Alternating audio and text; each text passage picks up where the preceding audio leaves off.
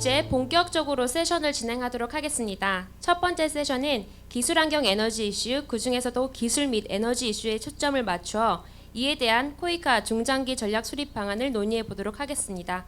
본 세션의 진행은 정종혁 부장님께서 맡아주시도록 하겠습니다.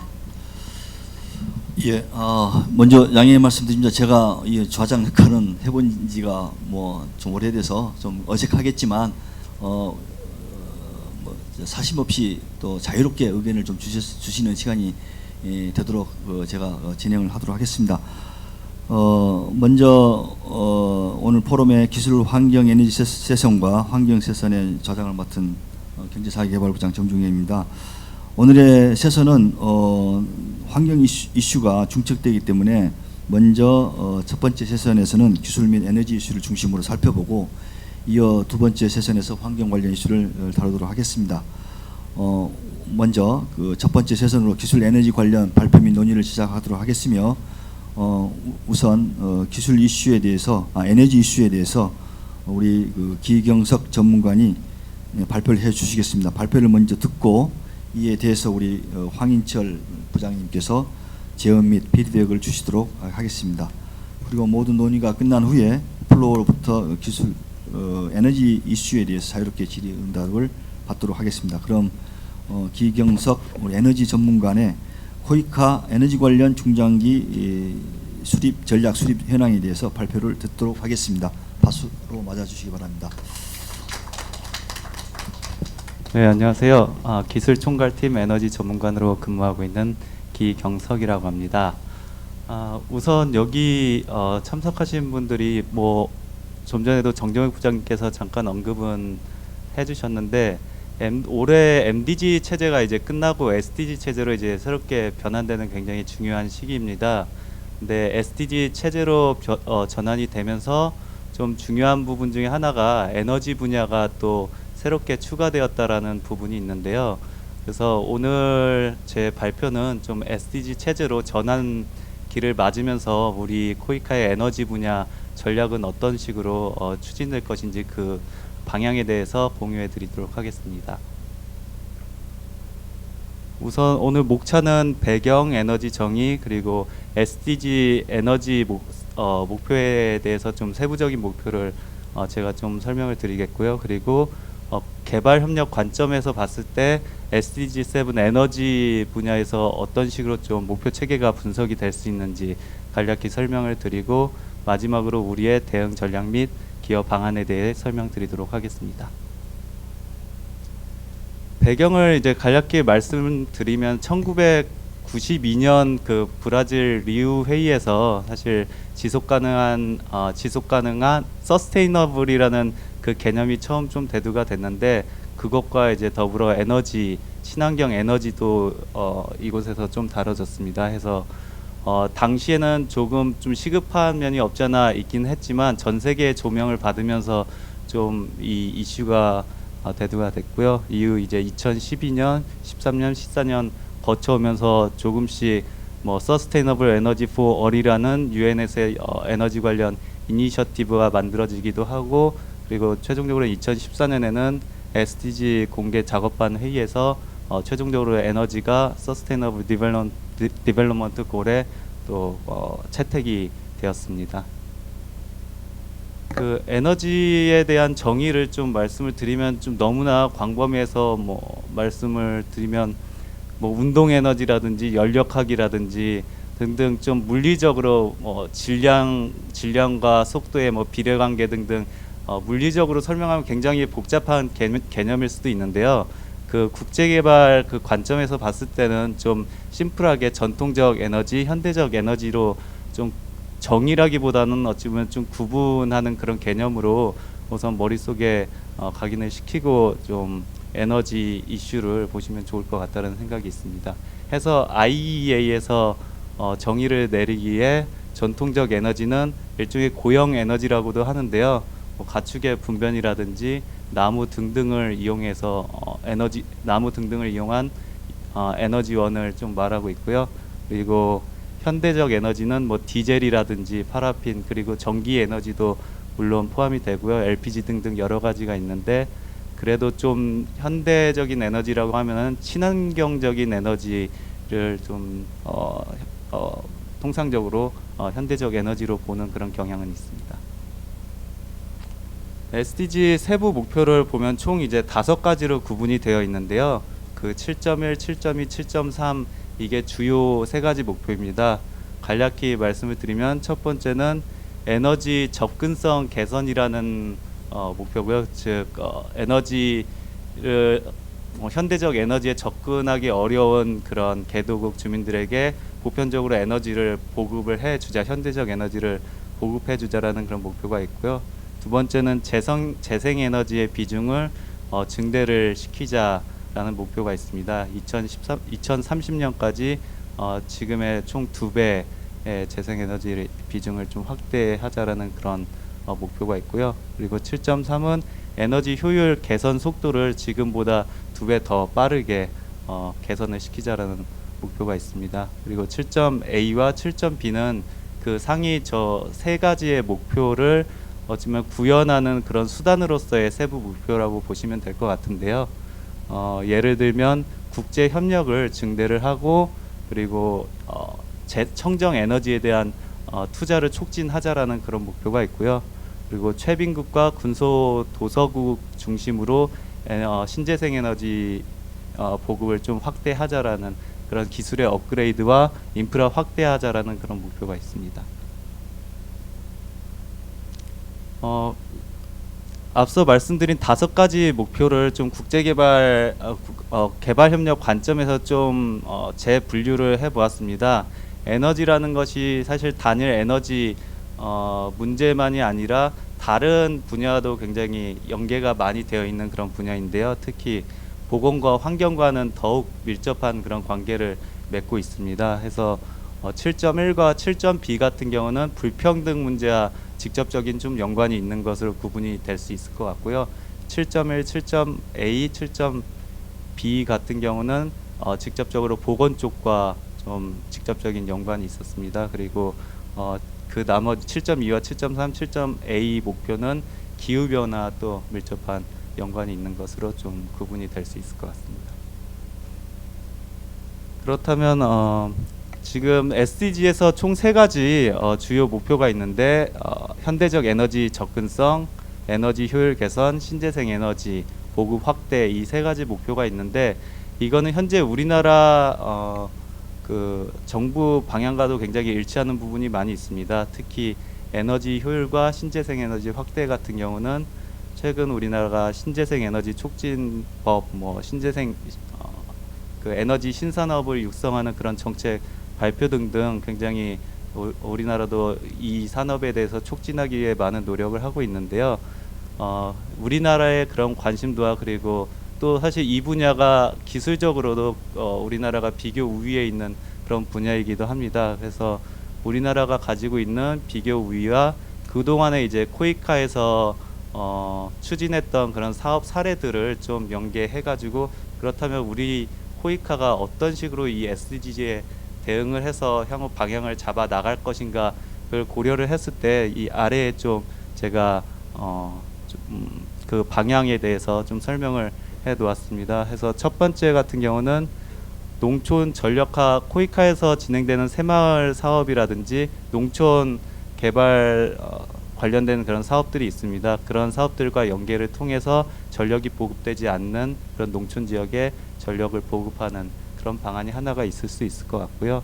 그리고 에너지 효율 관련해서는 기존의 가나나 이집트, 튀니지 그리고 우즈베키스탄 등지의 송전망 효율 개선을 한다든지 배전 효율을 개선한다든지 등등 유사한 사업 사례를 진행한 유사한 사업 진행 사례가 있습니다. 그래서 이런 경험들을 바탕으로 그리고 우리가 가진 송전망 효율 그 기술을 연계한다면은 이 부분도 충분히 경쟁력이 있는 그런 분야인 것 같고요.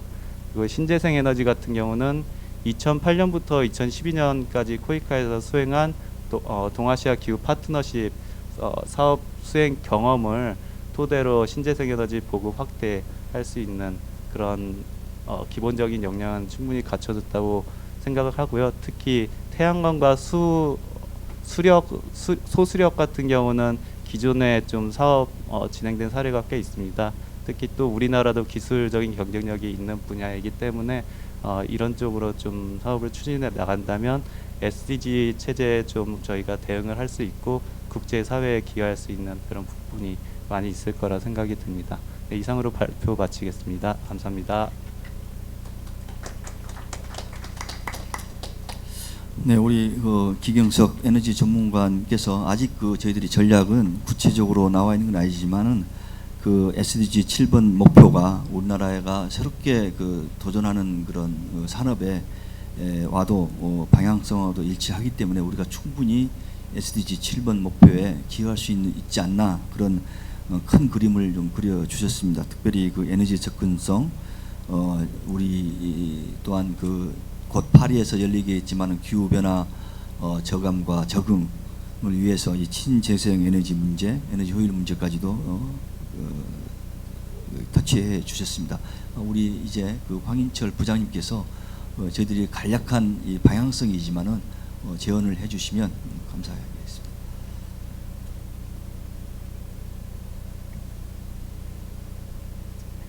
예, 안녕하십니까. 한국에너지공단의 황인철 부장입니다. 기영수 전문가님 발표 잘 들었고요. 앞부분에 발표하신 건 이미 이제 팩트 부분에 제가 거의 특별히 언급할 건 없을 것 같고요. 지금 마지막 부분에 대응 전략에 대해서 제가 한번 생각해 본 걸 말씀드리도록 하겠습니다. 어쨌든 제가 먼저 죄송하다는 말씀 드릴 게 이제 원래 ODA 사업이 이제 수원국 니즈를 잘 파악해야 되는데 제가 이 코이카의 니즈를 잘못 파악하고 이 PPT를 만들어야 되는지 잘 모르고 오늘 오전에 갑자기 만들었습니다. 그래서 좀 부족한 점을 좀 이해해 주시기 바랍니다. 예, 제가 먼저 생각해 본 거는 선택과 집중을 좀 해야 되지 않을까 그 생각을 해봤습니다. 그래서 이제 어느 국가에다가 어느 국가에다 어떤 사업을 할 건가를 좀 테이블화해서 포트폴리오 짜서 한번 해보면은 좀 더 실효성 있고 효과적인 사업을 할 수 있지 않을까 생각합니다. 물론 이제 모든 국가를 대상으로 모든 사업을 하면 제일 좋은데 그보다는 좀 니즈가 있고 할 만한 국가에 필요한 사업을 하는 게 좀 더 효과적인 사업을 하는 게 더 낫지 않을까 생각해 봤거든요. 예. 그래서 이제 크게 세 가지 주제로 나눠봤습니다. 이제 에너지 접근성, 신재생 에너지, 에너지 효율. 그래서 에너지 접근성의 경우는 아무래도 채빈국이 좀 부족하다 보니까 채빈국, 주로 아프리카나 사나마 지역이 되겠죠. 거기를 대상으로 특히 이제 농촌 지역에다가 이제 에너지 접근성을 개선하는 그런 사업을 하면 어떨까 생각해 봤습니다. 그래서 보통 에너지를 이제 전기로만 많이 생각하시는데 열 분야도 굉장히 중요합니다. 그래서 전기와 열 분야를 둘 다 한번 나눠봤고요. 그래서 전기 분야 같은 경우는 물론 요즘은 대부분 신재생 에너지를 이제 설치하는 거 많이 생각하긴 하는데 현실적으로는 이제 에너지가 부족한 데에서는 특히 이제 오지 지역에서는 소형 디젤 발전기가 현실적인 대안이 될 수는 있거든요. 물론 이제 좀 온실가스가 좀 더 나와서 문제긴 한데 그래서 전기 그런 지역에는 소형 디젤 발전기 같은 것도 설치해 볼 만하다 생각해 봤고요. 그리고 이미 여기 이 기경석 전문가님 자료에 나와 있지만은 이 열분양, 그러니까 취사와 난방에서 많이 쓰는 바이오매스, 나무 같은 거죠. 이런 거에서 그걸 떼다 보면 너무 그것 때문에 이제 환경적으로도 안 좋고 보건적으로도 굉장히 안 좋지 않습니까? 근데 그거를 거기에 대한 클린 스토브가 이미 나와 있지 않습니까? 싸고 좋은 걸로. 그래서 그런 걸 보급하는 사업을 하면 어떨까 생각을 해봤고요. 그다음에 신재생 에너지는 아무래도 그리드와 떨어져 있는 지역 분산 전원에 적합하기 때문에 도서국가 내지는 내륙국가, 가령 이제 중앙아시아 같은데 굉장히 몽골이나 이런 데는 굉장히 카자흐스탄 같은 데는 마을과 마을과 굉장히 많이 떨어지지 않습니까? 그래서 그런데 중앙아시아나 이런 데다가 신재생 에너지를 보급하는 사업을 하면 좋을 것 같습니다. 그래서 그 지역에 이제 섬이나 내륙 오지. 그래서 같은 신재생 에너지도 이왕이면 좀 현재 우리나라가 강조하고 있는 에너지 신산업으로 하면 어떨까 생각해봐가지고 태양광 대여 사업이라든가 에너지 자립성 사업을 한번 생각을 해봤습니다. 그리고 에너지 효율 분야는 에너지 효율은 아무래도 산업 분야와 건물 분야가 좀 굉장히 중요시되는 분야입니다. 그래서 대상국가를 한번 제조업이 강한 제조업 중심의 국가를 한번 생각해봤고요. 그래서 중앙아시아가 이제 구소련의 영향으로 제조업이 옛날부터 굉장히 발달해 있었습니다. 그래서 온실가스도 많이 비추고 그러는데 그런 그 중앙아시아 지역 그리고 방글라데시 같은 그런 사나마 지역에서 에너지 효율 사업을 하면 어떨까 생각해봤습니다. 그래서 그 구체적인 사업으로서는 그 에너지 진단이라는 게 있습니다. 그래서 산업이나 공장이나 건물의 그 에너지 사용량이 어떤지 그리고 에너지 사용 실태가 어떤지를 한번 들여다보는 겁니다. 그래서 에너지가 어디서 낭비되고 있는가 그것을 의사가 진단하듯이 진단하는 겁니다. 그래서 그런 것을 한번 진단해 주고 당신네 공장에서는 이런 데서 줄여야 돼 하고 하는 그 레코멘데이션을 하는 거죠.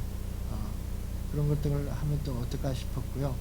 그 다음에 또 건물 분야에서는 난방과 우리나라 같은 경우는 난방에서 이제 그 에너지가 많이 쓰이는데 전체적으로 보면 조명이 차지하는 비율이 굉장히 큽니다. 그래서 조명 부분에 전기 사용량 줄이는 방법 중 하나가 이제 고효율 조명을 이제 보급하는 건데 LED 같은 거를 좀 보급하는 게 비용 효과적이지 않을까 생각을 해봤고요.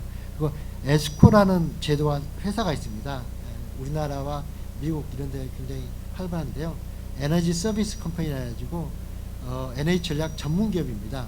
그래서 쉽게 말해서 어떤 공장이나 건물에서 에너지가 낭비되고 있는 그런 시설을 개체해주는 개체하는데 대신 또 소유자 대신 건물이나 또 공장의 소유자 대신 그 설비를 설치해주고 그리고 설치해주면은 그만큼 에너지가 적게 들고 또 에너지 비용도 적게 더 줄어들기 때문에 줄어든 만큼의 비용을 자기가 가져가서 할부금식으로 받는 그런 회사가 이제 에스코입니다. 우리나라에서 굉장히 활발한데요.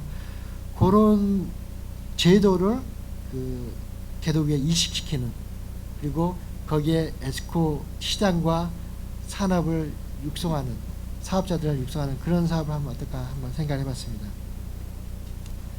그리고 이제 여기 발표하신 게 나지만 에너지 신산업과도 연계하면 어떨까 생각했습니다. 근데 기본적으로 우리나라 에너지 신산업이 좀 개도국에는 좀 특히 최붕에 맞지 않습니다. 어느 정도 인프라가 갇혀 있고 어느 정도 사는 중진국 이상의 좀 적합한 모델입니다. 그래서 그나마 조금 어울릴 만한 사업을 이제 한번 생각해 봤는데요. 일단 에너지 자립섬이 있겠죠. 그래서 도서국가 동남아나 카리비 지역의 그런 도서 지역에 태양광의 에너지 스토리 시스템 ESS를 결합화시키는 그런 거를 이제 생각해 볼 수 있겠죠. 왜냐하면 태양광이나 풍력 이런 것만 설치하면 결국은 그 에너지를 24시간 제공할 수가 없기 때문에 반드시 ESS가 좀 들어가야 되는 거거든요. 근데 이제 문제점 ESS가 이제 단가가 비싸다는 거. 그래서 OD를 통해서 이제 시범사업으로 이제 설치해 줘야 되겠죠, 아무래도. 그리고 태양광 대여 사업. 예. 그래서 태양광이나 풍력 같은 사업이 문제성이 설치하고 나서 이제 유지 보수가 안 된다는 거거든요. 근데 태양광 대여 사업을 하면은 대여업자가 렌탈업자가 계속 유지 보수를 할 수 있습니다. AS를. 그래서 이런 태양광 대여 사업 쪽으로 하면은 어떨까? 그래서 독일의 모비소이라는 회사인데 얘네들이 탄자에 가서 이런 사업을 하고 있거든요. 그래서 그 가정에 태양광을 설치해주고 그 전략된 만큼을 돈을 받는 거죠. 모바일 뱅킹으로 받습니다. 왜냐하면 아프리카는 모바일 뱅킹이 굉장히 발달했기 때문에.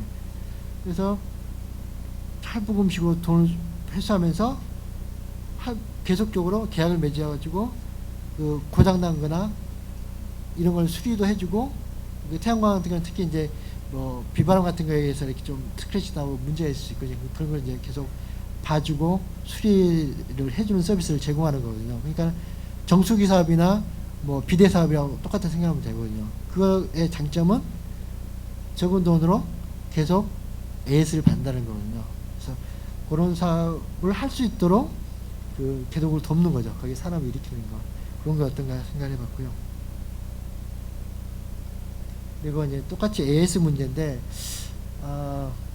전 세계적으로 그 굴러가지 않고 있는 풍력 발전기, 태양광이 굉장히 많다고 들었습니다. 그래서 어떤 권역의 중심에 한 나라별로 세울 수는 없을 것 같고, 별별 중심 지역, 허브 지역에 신재생 에너지 AS 허브 센터를 만들면 어떨까, 그런 생각을 해봤습니다.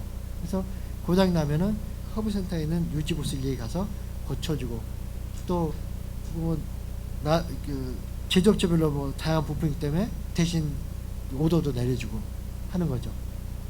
그래서 그 유지 보수 인력이 상주해야겠죠. 근데 그 유지 보수 인력은 아무래도 현실을 감안해서 좀 퇴직 전문가, 퇴직 인력을 좀 활용하면은 좀 괜찮을 것 같습니다. 그리고 그 허브 센터에서 무엇보다 가장 좋은 거는 현지인이 고치는 거거든요. 우리가 가서 고치는 게 아니라. 그래서 그 마을 사람들이 직접 간단한 건 고칠 수 있도록 교육을 끊임없이 시켜줘야 됩니다. 그래서 그런 퇴직 전문가가 교육을 계속 시키는 거죠. 그래서 A 센터 역할 플러스 역량화가, 그러니까 연수센터 역할을 하는 거죠. 그래서 유지 보수 인력을 양성하고, 또 그뿐만 아니라 뭐 제도, 정책 제도도 가르칠 수 있겠죠.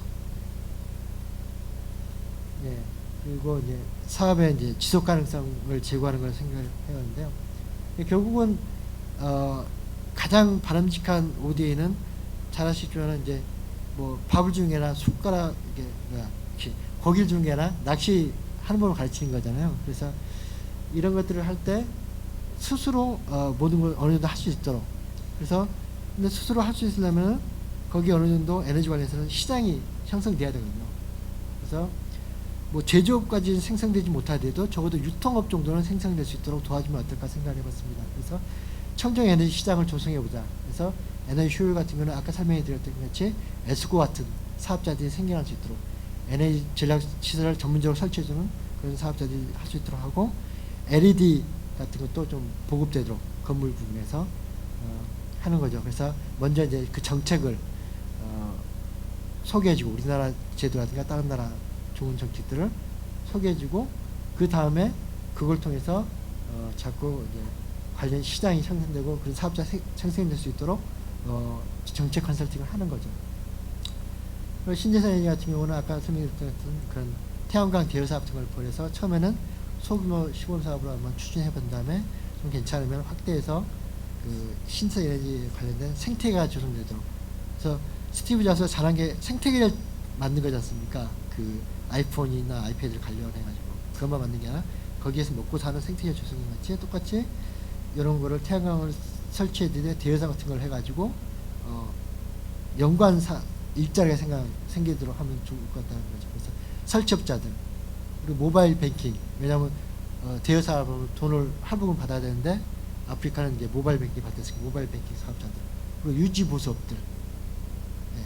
그러니까 우리가 고치는 게 아니라 현지인이 고치도록 유지 보수업이 생겨나도록 유도하면 좋을 것 같습니다.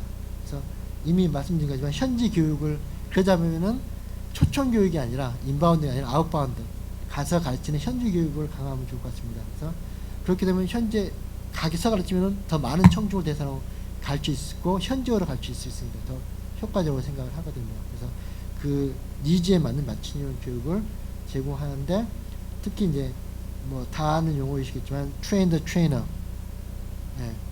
그 현지 사람들, 많은 사람들을 실제로 가르칠 수 있는 현지인을 제대로 된 똑똑한 사람으로 가르치라는 거죠. 예, 그런 방향의 현지 교육을 하면 어떨까 생각을 해봤습니다. 예, 그리고 마지막입니다. 이미 김영수 전문가님 말씀하셨지만 타 부분과 연계하면 좋다는 거죠. 에너지가 그 자체만 하는 것보다는 타 부분과 연계해서, 특히 농업 같은 거, 농업과 연계해서 우리나라 이제 농촌 사업 중에 새마을 사업 있지 않습니까? 거의 ODA에다 꽤 있는 것 같은데 거기에 이제 신재생 사업을 같이 연계를 시키는 거죠. 그래서 예를 들면 태양광 펌프를 이용해서 과수원 사업을 하는 거죠. 그래서 태양광에서 펌프를 하면 당연히 이제 과수에 물을 줄 수 있기 때문에, 그러면서 또 이제 전기도 보호할 수 있죠. 그러면 에너지 접근성도 개선되고 농가 수익도 확대되고 일자리도 창출되는 효과를 얻을 수 있을 것 같습니다. 그리고 권역별로 에너지 기구가 있습니다. 물론 역량이 그렇게 아주 좋은 건 아니지만 그런 데와 한번 협력해서 에너지 사업을 해보면 어떤가 생각했습니다. 그래서 지금 나열해드리는 건 주로 유니도에서 많이 만든 건데요. 거기서 지원해서 만든 건데, 이클이라고 있습니다. 서아프리카에 있는데요. 그쪽에 이제 그 권역, 서아프리카 권역의 에너지 효율과 신재생 사업을 좀 역량 강화도 하고 사업도 하는 그런 센터입니다. 그래서 그 센터와 이제 그쪽 지역을 같이 협력하는 것도 방법이고, RCRE라는 게 있습니다. 이게 이집트에 있는 건데 여기는 또 중동하고 북아프리카 지역을 관할하는 데거든요. 그리고 또 이제 이제 생겼던 게 이제 올해 말에 생기기로 되어 있는 건데 카리브 지역에 CCRE라는 것도 있습니다. 네, 그런 데와 같이 한번 협력하면 좋을 것 같고요. 올라데라고 그 에콰도르에 있는 라틴 아메리카에 있는 그 라틴 아메리카 에너지 기구입니다. 그런 데와 현지 사정을 잘하는 그런 권역별 기구와 같이 협력하면 어떨까 생각해봤습니다. 예, 이상입니다. 감사합니다.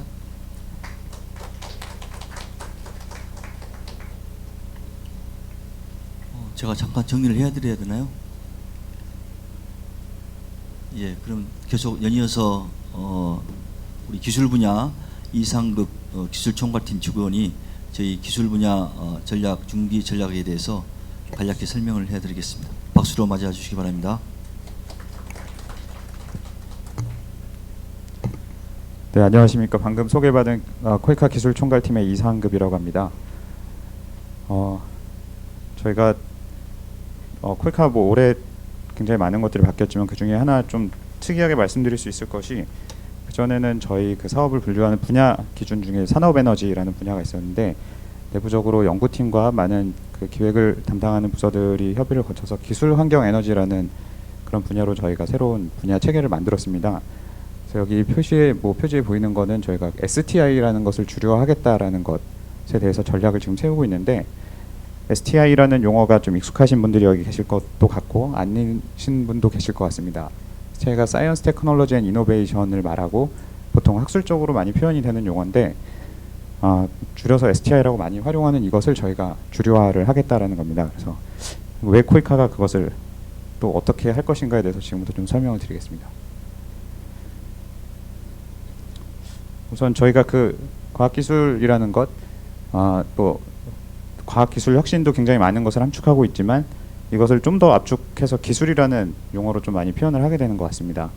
뭐 과학이나 기술이나 혁신이라는 것이 결국은 다 다른 용어이지만 어찌 보면 그것들이 결국은 연결되는 접점이 좀 기술에 있다라고 한다면 좀 더 간결하게 표현할 때 기술이라고 볼 수가 있을 텐데, 그런 수원국의 기술 혁신 역량을 우리가 높이는 데 기여하겠다라는 것이 저의 목표이고, 이것이 등장하게 된 계기는 앞서 우리 기경석 전문가도 그 SDG 목표에 대한 거 설명을 해주셨습니다만, 새롭게 SDG가 나오면서 거기서 그 과학기술에 대한 부분들이 아주 중요한 그런 이행 수단으로 강조가 됐습니다. 그래서 올해 7월에 아디스아바바에서 열린 그 개발 협력에 대한 재원 총회에서도 거기서 그 AAA라고 그 아디스아바바 액션 아젠다를 채택을 했는데, 거기서도 과학기술을 활용해서 개도국을 지원하는 것, 그리고 개도국의 기술 혁신 역량을 높여주는 것, 그리고 테크놀로지 실제로 그 기술 이전이 잘 될 수 있는 그런 체제를 만드는 것에 대해서 많이 강조가 되고 있고, 실제로 그걸 어떻게 할 것이냐에 대한 이야기들이 구체적으로 좀 오고 가고 있습니다. 그래서 합의를 하는데 어려움을 겪는 부분도 있고 계속해서 논의가 진전이 되는 측면들도 있는데, 그것이 어떻게 보면 코이카가 기술이라는 이슈를 다루기 시작한 시작점이라고 보실 수가 있겠습니다.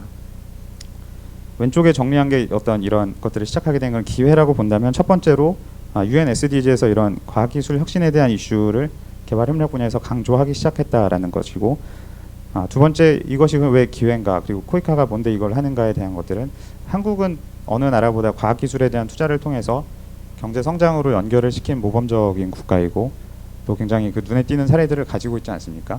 우리 모두가 잘 알고 있는데, 이런 좀 약간 독특하면서도 전문적인 경험들이 있다는 것이 하나의 기회로 작용을 할 수 있겠고, 세 번째로는 이 개발 협력의 분야에서는 코이카가 이것들을 주도하지만 국내에 또 수많은 과학기술을 관련된 기술을 연구하시는 분들이 계시고, 과학기술 정책에 관한 것들을 또 연구하시는 분들이 계십니다.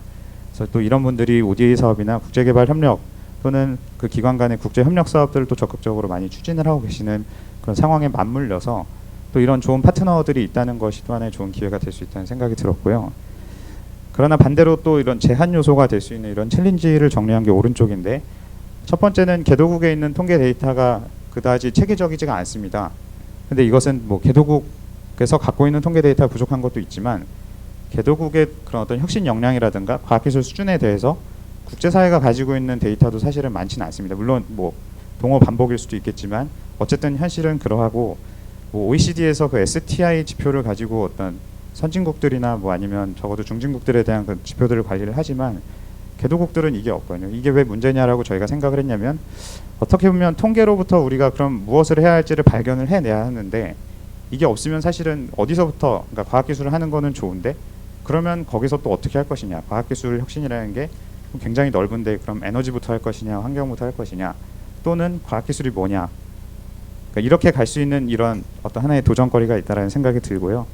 또 하나는 ODA 사업을 통해서 그런 과학기술 혁신 역량을 이렇게 비약적으로 우리가 발전시켜준 사례가 있느냐라고 봤을 때 사례는 사실은 굉장히 제한이 됩니다.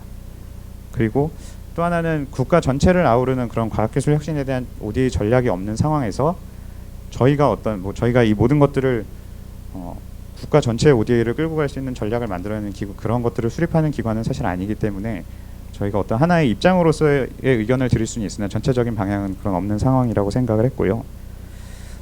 또 하나는 두 개 좀 이렇게 비슷하다고도 생각이 됩니다. 네 번째는 적정 기술에 대한 거고, 마지막은 이제 기관 간의 그런 이해의 차이인데, 가장 좀 도전이 되는 것은 저희도 이 작업을 시작하면서 가장 어려웠던 것이, 그러면은 그 과학 기술을 무엇으로 적용을 할 무엇으로 정의할 것이냐.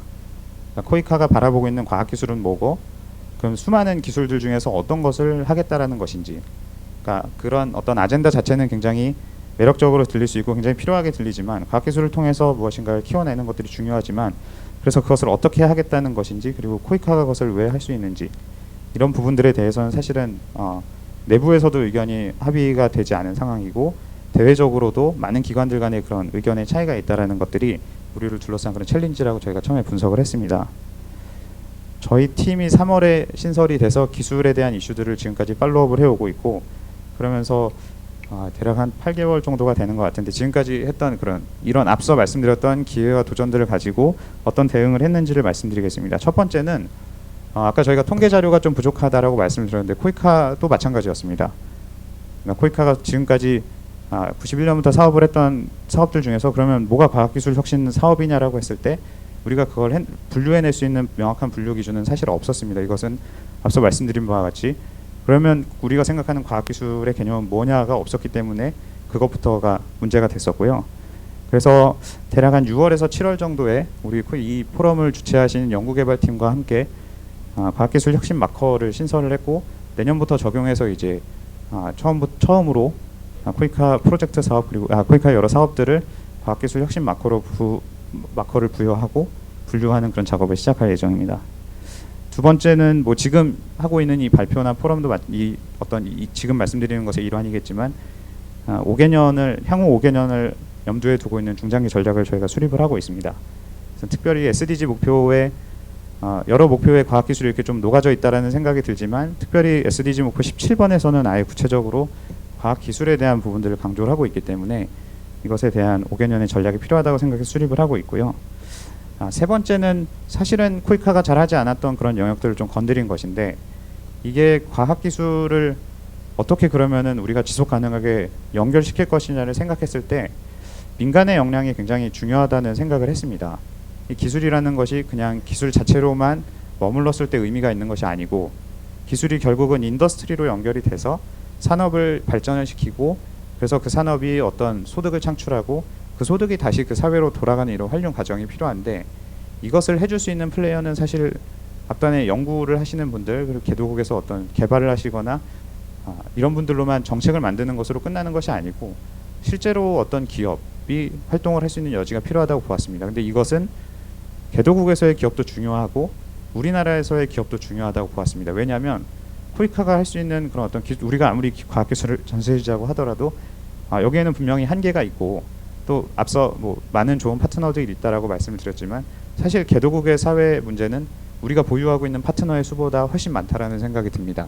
그래서 그러면 그 모든 문제들을 우리가 접근하고 해결하려는 노력을 하기 위해서는 민간의 참여가 필수적이라고 생각을 해서 저희가 지금 선정을 해서 열심히 사업을 돌아가고 있는데, 창의적 가치 창출 프로그램이라는 그런 혁신 기반의 그 어떤 기술을 갖고 있는 분들이 개도국의 문제를 정의하고 이것을 우리가 어떻게 한번 해결을 해보겠다라는 제안을 해주시면 저희가 그것을 보고 심사해서 기술을 개발하거나 아니면 비즈니스 모델을 개발하는 그런 프로그램을 운영을 하고 있는데요.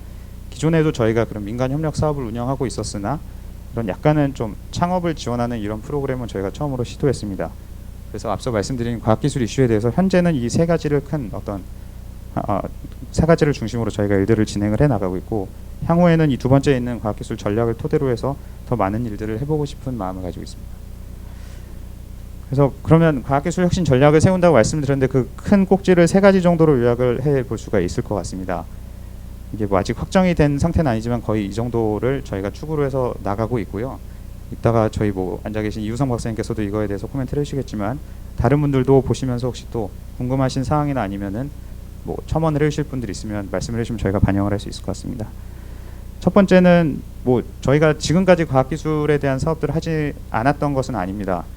다양한 그런 기술 요소들, ICT를 통해서 전자정보를 구축해주는 사업들 많이 했고, 또 여기 뭐 아래쪽에 맨 왼쪽 칸에 있는 아래쪽에 보시면 다양한 사업 사례들이 있지만 사업 사례 뭐 지문인식 시스템이라던가, 그러니까 뭐 누구나 알 수 있는 이런 여러 가지 기술들, 그리고 아니면 뭐 숫자원을 관리하는 시스템, 환경을 관리하는 그런 어떤 특별한 기술들이 계속 이전이 됐었는데, 이러한 것을 과학기술의 일환으로 보고 이것들을 더 촉진하겠다. 개도국의 어떤 사회 문제를 보는데 어떤 기술을 적용해서 이것들을 더 잘 개선할 수 있지 않을까라는 것을 더 이렇게 중점에서 보고 더 확대해 나가겠다라는 것이 하나의 저희 주요 포인트고요. 두 번째는 혁신 시스템을 강화하겠다라는 것입니다. 이 혁신 시스템이라는 용어가 좀 생소하실 수도 있는데 어떻게 설명을 할까 아까 잠깐 생각을 해보다가 이게 운동선수들로 비유하자면 그런 기초 체력 같은 것일 수 있겠다라는 생각 들었습니다. 운동의 종목에 따라서 뭐 이런 뭔가 이렇게 연습을 해야 되고 키워내가야 되는 그런 어떤 기술이나 스킬들이 분명히 있지만 이 모든 대부분의 운동선수들은 기초 체력도 중요하고 힘을 어떻게 쓰는지 이런 어떤 원리들이 좀 중요한데, 그러니까 혁신을 할 수 있는 역량, 간단하게는 연구 개발을 할 수 있는 그런 대학의 역량을 강화시켜주고 연구기관들의 역량을 강화시켜줍니다. 역량의 강화라는 거는 사람을 키워내는 것이 있을 수가 있고 어떤 뭐 학교를 지어주고 기자재를 지원하는 등의 이런 여러 가지 프로그램들이 있을 수가 있는데, 이 모든 것들이 어떤 그 한 개도국이 자체적으로 혁신을 만들어낼 수 있는 요소, 새로운 기술을 개발하거나 아니면 선진국으로부터 좋은 기술들을 도입해서 자신들의 산업으로 그것들을 적용시켜 나갈 수 있는 역량을 스스로 갖추는 그것을 어떤 하나의 혁신 시스템이라고 한다면, 이 시스템을 강화시켜 주어서 결국은 그 수원국이 지속적으로 성장 가능한 그런 토대를 만드는 데 우리가 기여를 하겠다라는 것에 초점을 두고 두 번째를 진행을 하고 있고요. 세 번째는 아까 말씀드린 대로 우리가 민간의 참여를 더 확대를 하겠다. 그 민간 역량을 더 강화시키는 데 초점을 두고 이 일들을 진행해 나갈 것입니다. 그래서 뭐 앞서 말씀드린 첫 번째, 두 번째는 사실 저희 프로젝트로 계속해서 돌아가고 있었던 것들이라서 뭐 그동안 과학기술에 대한 걸 전혀 하진 않았고 이전에 있었던 것들을 그룹핑해서 새로 정의를 내린 것이라면 마지막에 있었던 그 민간의 혁신 역량을 동원하는 것들은 사실은 저희가 좀 새롭게 개념을 잡고서 시작하는 사업이라고 할 수가 있겠습니다. 보시면 위쪽에 그 기술 개발이라는 요소가 있고 처음에 appropriate technology, 적정 기술과 아니면 혁신 기술이라는 것들이 있는데 요약하자면 결국은 이런 기술들을 활용해서 우리가 개도국의 문제를 해결을 해보자는 겁니다. 간단한 개념은 분명히 우리나라를 포함한 선진국에는 높은 수준의 기술이 있고 개도국에는 어떻게 보면 다소 낮은 수준의 기술로도 충분히 해결 가능한 그런 사회의 문제들이 있는데 이것들이 실제로는 연결은 잘 안 되고 있는 거지 않습니까? 그러니까 예를 들어서 국내에 유사한 문제가 있으면 국내에서 그거를 기술적으로 해결할 수 있는 솔루션을 가지고 올 수 있는 사람들이 굉장히 많은데 그래서 실제로 그것들이 해결이 되는데 개도국에서는 그게 잘 되지 않는 이런 현실들, 그런 어떤 하나의 현상들을 우리가 어떤 그런 링크를 시켜줄 수 있는 역할을 할 수 있으면 되지 않을까라는 생각이 들었습니다.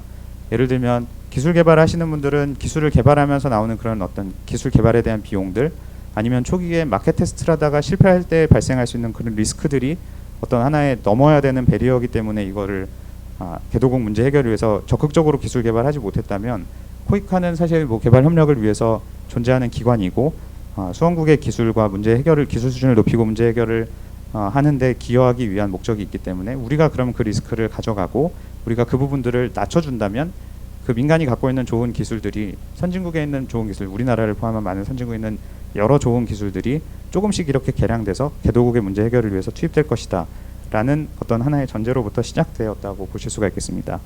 단순히 기술 개발로만 끝나는 것이 아니고, 그런데 이것이 뭐 우리가 경험을 통해서 아시겠지만 이게 결국 어떤 도네이션 베이스로 모든 것이 진행됐을 때 한계점, 이것들을 극복할 수 있는 방안은 결국은 포용적인 성장과 포용적인 개발이 필요한데, 기술 개발할 때도 그 나라 사람들이 참여하고 이것들이 그 안에서 시장을 통해서 자연스럽게 흘러갈 수 있는 그런 어떤 하나의 우리가 시스템을 만들어주는 것이 중요하지, 단순히 몇 개의 기술을 이렇게 뿌리는 것으로는 크게 의미가 없을 수 있겠다라는 판단 하에 이런 비즈니스 모델을 만들어내는 것까지도 저희가 지원을 해 나가고 있습니다. 그래서 궁극적으로는 이것이 한 국가 단위, 더 넓게는 그 지역 단위, 더 넓게는 뭐 전 세계 단위로 개도국 전반에 걸쳐서 이렇게 확산될 수 있는 것을 궁극적인 목표로 삼고 있다라고 보실 수가 있을 것 같고요. 이게 저희가 뭐 앞으로 해 나가야 될 것인데 시간이 없어서 좀 마무리를 간단하게 해야 될 것 같습니다. 우선 가장 좀 중요하다고 생각되는 것이 이거에 대한 공감대를 형성하고 합의를 이뤄내는 것이라고 생각이 됩니다. 그래서 말씀드린 바와 같이 이 과학기술에 대한 논의가 과학기술계에서도 다르고 저희 내부에서도 다르고 개발협력에서도 바라보는 것들이 다 다릅니다. 과학기술이라는 단어를 들으면 누구나 다 과학기술에 대해서 알 것 같지만 또 이것을 다 안다라고 할 수 있는 사람은 또 없는 것 같습니다. 그만큼 이게 범위가 굉장히 넓은 것이고 굉장히 어떻게 보면 추상적인 것이기 때문에 이것을 누구나 쉽게 말할 수 있지만 아무도 선뜻 말할 수 없는 그런 주제라는 생각들이 드는데 이것들에 대한 합의를 이끌어내기 위해서 바로 오늘의 이런 자리처럼 저희들의 아이디어를 공유할 수 있는 자리들이 필요하고 전략을 수립하는 과정에서도 우리가 여러 계층들의 이야기를 들어가면서 이것들을 하나로 만들어 나갈 것이고요. 그래서 앞서 말씀드렸던 그런 여러 파트너들과 과학기술로 협력을 할 수 있는 그런 체계를 만들어서 우리가 이것들을 적극적으로 지원하기 위한 그런 노력들을 해 나갈 것입니다. 궁극적으로는 한국이 과학기술을 통해서 경제 성장을 이뤄냈는데 이것을 그 경험을 그냥 이렇게 그 나라에만 그치는 것이 아니고 전 세계적으로 개도국의 발전을 위해서 활용을 했다라는 이야기를 듣는 것이 저희 어떤 궁극적인 목표라면 목표일 수가 있겠습니다. 이상으로 발표를 모두 마치겠습니다. 감사합니다. 예, 우리 이상급 직원 수고하셨습니다. 좀 잠깐 정리를 하자면 이 과학기술이 SDG 목표 달성에 굉장히 중요하고 필요한 시점이고 목표 17번에도 들어가 있죠. 두 번째는 우리가 이 과학기술을 적용하는데 그 대상으로서는 사실 그 바텀 오브 피라미드라고 해서 전 세계 40억 인구 연간 소득이 3,000불 이하인 인구가 40억이기 때문에 이들을 빈곤으로부터 빈곤으로부터 벗어나게 하는 것이 곧 SDG 목표를 달성하는 것입니다. 그래서 저희들도 과학기술의 타겟은 이런 BOP라는 것을 명시를 좀 해주셨고요. 이러한 도전과제를 구체적으로 실현하기 위해서 코이카는 세 가지 필라를 가지고 있는데 첫 번째가 현 프로젝트의 과학기술을 좀 메인스트림화하는 문제, 두 번째는 개도국의 이 혁신 연구 능력을 지원해 줌으로써 스스로 과학기술을 개도국 스스로 일어날 수 있도록 하는데 우리가 지원하는 문제, 마지막으로는 그 우리 민간 부분을 좀 협력을 확대해서 민간부에 적극 참여하여서 이런 개도국의 적정 기술이랄지 이런 것을 접목시키는 것을 강조했습니다. 특히 마지막으로 코이카에 새롭게 도입되어 있는 CTS 크리에이티브 테크놀로지 솔루션이라는 그 민간 부분에 그 새롭게 형성되는 여러 가지 신기술, 적정 기술에 대해서 코이카가 지금 선도적으로 가고 있다는 것에 대해서 소개를 해드렸습니다. 이에 대해서 우리 이우성 과학기술정책연구원의 글로벌 연구센터 센터장님께서 제언과 피드백을 주셨으면 감사드리겠습니다. 혹시 과학기술정책연구원을 혹시 모르실 수도 있어서 잠깐 소개를 드리면 저희는 이제 총리실 산하의 경제인문사회 연구회 소속의 정책연구기관입니다. 그래서 국제연구기관이기 때문에 세종시에 있는 국제연구단지에 지금 같이 있습니다. 저희는 이제 과학기술 정책을 다뤄왔었고 1970년대 후반부터 세워져서 좀 주로 과학기술부와 식민지미래창조과학부와 일을 했습니다만은 총실 체계로 세워진 지 이제 98년 이후에는 이제 전 부처하고 같이 협력해서 과학기술 정책 분야에 대해서 해오고 있습니다. 저희가 이제 글로벌 정책연구센터는 이제 제가 이제 글로벌 팔러시, 글로벌 과학기술 협력 쪽에 어떻게 해야 되는지를 가지고 저희가 정책연구센터가 있습니다. 오늘 사실 이제 교양형 포럼 관련해서 이제 전략들을 수립하는 자리에 초청해 주셔서 대단히 감사드리고요. 코이카에서 계획하고 계시는 이런 이제 기술 분야에서의 개발 협력 전략과 관련해서 어떻게 이제 과학 기술 분야와 협력할 수 있는 분야에 대해서 좀 같이 좀 의견을 좀 나누고 있으면 참 좋겠다는 생각들을 가지게 됩니다. 사실 이제 간단하게 먼저 서론을 좀 말씀드리고 싶으면은 사실은 이제 과학기술계에서는 굉장히 참 높은 열망이 있으세요. 사실 생각보다 대학에 계신 연구 교수님들이나 출연연이나 또 아니면 저희는 이제 과학기술 총연합회라고 있습니다. 우리나라에 있는 모든 학회가 소속되어 있는 곳이 이제 과총이라는 곳인데, 과총에 계신 그런 모든 학회들에서 이 개도국에 대한 ODA 사업들, 개발 협력 사업들을 과학기술 분야에서 어떻게 할지에 대해서 굉장히 많은 관심들을 가지고 계십니다. 그런 차원에서 이제 미래부에서도 이제 사업들을 만들어가게 되고, 사실은 이제 그런 부분에 대해서 어떻게 과학기술계가 ODA에 참여할 수 있을지에 대한 문의들이 상당히 많은 그런 상황입니다. 근데 그래서 사실 이제 그 코이카가 이제 기술 총괄팀을 만드시고 이제 기술 전략 분야를 새롭게 만드시는 것은 사실 저희는 굉장히 참 고무적이고 많은 분들이 사실은 바라는 바다 이렇게 생각하셔도 좋을 것 같습니다. 그 사실 이제 그 과학기술계가 어떻게 보면 사실 이제 좀 굉장히 많습니다. 그러니까 이게 좀 이해해 주셔야 되는데요. 인문사회가 보통 저희가 이제 이공계 인문사회 이렇게 있지 않습니까? 절반은 과학기술계거든요. 그래서 사실은 참 굉장히 분야가 다양하고, 아까 이제 우리 이상급 연구원도 말씀해 주셨습니다만 굉장히 분야가 다양하고 이것들이 쓰여지는 분야가 굉장히 다양하기 때문에 거의 저희 나라의 절반은 과학기술계다 이렇게 보셔도 되지 않을까 싶습니다. 이제 세 가지 사실은 이제 그 전략 방향에 대해서 말씀해 주시고 이제 그런 필요성들에 대해서 굉장히 잘 말씀해 주셔서 사실 저는 참 굉장히 깜짝 놀랐습니다. 사실은 그 ODA를 주로 하시는 개발협력 쪽에서 이렇게 SDI 쪽에 대해서 상당히 깊은 이해를 가지고 이렇게 전략 방향들을 잡아내신 것에 대해서 굉장히 참 깜짝 놀랐었는데요. 제가 좀 이해하는 바로 좀 정리를 좀 하자면은, 저희도 사실은 내부 과제로 이번에 SDG UN 포스트 2015 그 전략에 대해서 과학기술계에서 어떻게 국제협력 쪽에 대응해야 되는지에 대한 정책 과제를 지금 수행을 하고 있습니다. 여기 저희가 17개 이제 과제들을 그 전략 목표들, 이제 SDG 목표들을 살펴봤을 때 이제 가장 직접적으로 나타나는 게 이제 17번 목표에서 6번, 7번, 8번 목표가 이제 과학기술과 관련한 목표들입니다. 이제 거기서는 이제 과학기술 혁신 시스템을 다루는 목표들을 어떻게 해야 되는지, 그리고 이제 기술 이전과 관련한 문제들, 그리고 테크놀로지 뱅크에 대한 문제들, 그 STI 이제 캐패시티 빌딩을 어떻게 해야 되는지에 대한 그러한 문제들을 다루고 직접적으로 과학기술에 대해서 다루는 것은 17번 목표들인데, 실제로 저희가 이제 17개 목표를 다 봤을 때 단 한 개만 제외하고 다 과학기술, 연구 이런 식의 단어들이 들어간 목표들이 다 하나씩은 다 대부분 들어가 있었습니다. 근데 저희가 좀 그것들을 정리를 했을 때 사실 여기 이제 필라 보여준 것하고 상당히 비슷한데 세 가지로 사실은 정리할 수가 있는데, 하나는 다양한 분야에서의 과학기술을 인테그레이션하는 그런 부분입니다. 그래서 사실 이제 농업 분야에서도 2번 목표가 이제 헝거 푸드 시큐리티인데, 거기도 농업 연구 기술 개발에 대한, 기술 이전에 대한 익스텐션 서비스에 대한, 에그리컬처 리서치에 대한 얘기들이 있습니다.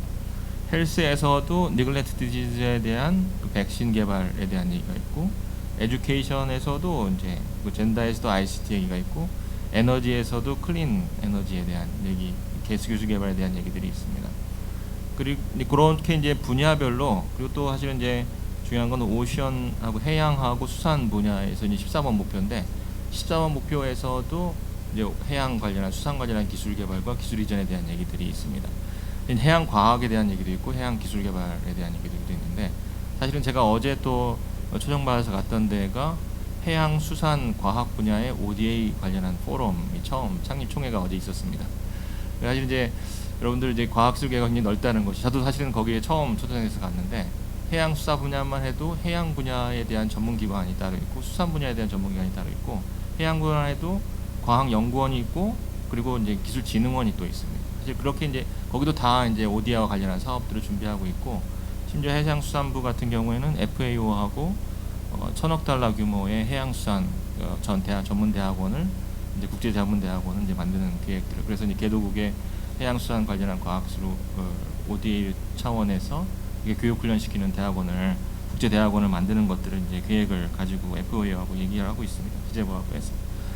사실 이제 그렇게 이제 그 각 분야별로 어떤 영역에 있어서, 에너지도 마찬가지입니다만은 영역에 있어서 과학기술과 어떻게 인테그레이션 해야 되느냐 하는 부분들은 정말 참 중요한 부분이고, 이건 사실은 이제 17번 목표가 과학기술 자체에 대한 목표라고 한다면은, 다른 거는 이제 크로스 커팅한 이슈들에서 어떻게 과학기술을 인테그레이션 할 수 있느냐, 이 분야가 사실은 중요한, 이제 그런 부분들은 대부분 다 이제 어떤 사회적인 문제들을 해결하기 위한, 사회적 문제나 환경적인 이슈를 해결하기 위한 분야에서의 이제 문제 해결을 위한, 사회 문제 해결을 위한 이제 과학기술 역할들에 대한 강조점이 있고, 사실은 그 부분은 이제 과학기술계에서도 큰 트렌드가 두 개가 있는데, 하나는 사회 문제 해결력, 아니면 환경 문제 같은 이제 글로벌 이슈를 해결하기 위한 과학기술의 역할, 재난 대응에 대한 과학기술의 역할, 이런 부분들에 대한 과학기술계 논의가 상당히 높은 부분이 있고, 또 한 부분은 사실은 전통적으로 우리나라의 과학기술 주로 일으켰던 산업 발전을 위한 산업 혁신, 이런 쪽이 또 이제 중요한 큰 축입니다.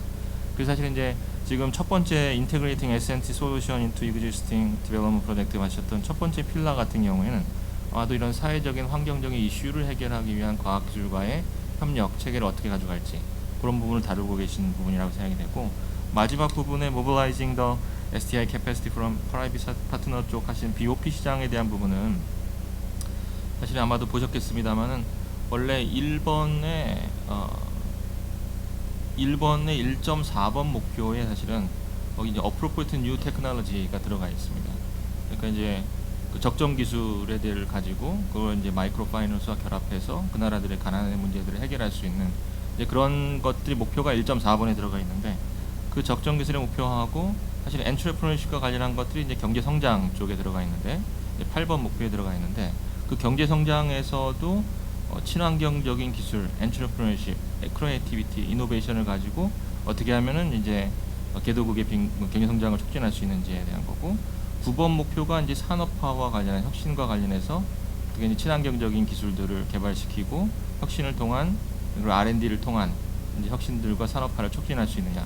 사실 이 부분들은 경제 성장과 관련한 과학기술의 역할들에 대한 얘기입니다. 그래서 사실 이제 제가 보기에는 이 세 가지 필러가, 하나는 경제 성장과 관련한 거, 하나는 이제 사회 문제나 환경 문제를 해결한 글로벌 이슈를 해결하기 위한 과학기술의 역할, 가운데 있는 것은 이제 과학기술 혁신 시스템 자체를 어떻게 역량 강화를 시켜주느냐. 사실은 이 세 가지 측면을 적절하게 이제 다 다루고 있다라고 생각이 됩니다. 그래서 사실은 제가 조금 좀 아쉬운 부분은 이것도 이제 구체적인 목표, SDG의 목표들하고 딱 연결을 시켜 주셔가지고, 이 분야들이 이 SDG 목표들의 이 목표들하고 연결되어 있는 거다라는 거를 좀 이렇게 명확하게 제시하시면서 하시면은 훨씬 더 낫지 않을까 생각들이 좀 들었던 부분들이 있습니다. 근데 세 가지 분야 다 참 굉장히 참 접근이 쉽지 않은 겁니다. 왜냐하면 이제 기존의 여러 가지 영역들에서 STI를 어떻게 인테그레이션 할 거냐, 이 부분도 상당히 참 굉장히 어려운 부분인데, 제가 예를 하나 드리면 어제 보였던 그 해양 수산만 하더라도 해양하고 수산하고 또 이해관계가 다릅니다. 다 같은 거로 보이지만 사실은 이제 해양 내에서도 또 이제 과학 쪽 하시는 분하고 또 그렇죠. 그래서 그 자체에서도 사실은 이제 어떤 코디네이션 하는 것 자체가 굉장히 힘든 일들입니다. 그래서 사실은 이제 그렇게 S&T 솔루션을 Existing Development 프로젝트에 인테그레이션 한다는 것들이 사실은 이제 굉장히 우리가 나아가야 될 방향이긴 하지만, 임플리멘테이션 하는 단계에서는 상당히 참 많은 이제 컨센서스를 이뤄가면서 해야 되는 부분이다라는 것들에 대해서, 그래서 사실 이제 과학기술계를 분야별로 초청을 해서, 사실 제가 이제 전체적인 프레임워크를 보니까 해양수산은 여기는 일단 빠진 것 같더라고요. 근데 이제 SDG 목표에 들어가 있는 농업이나 에너지나 환경, 친환경 환경 쪽에 아마 들어갈 수 있겠네요.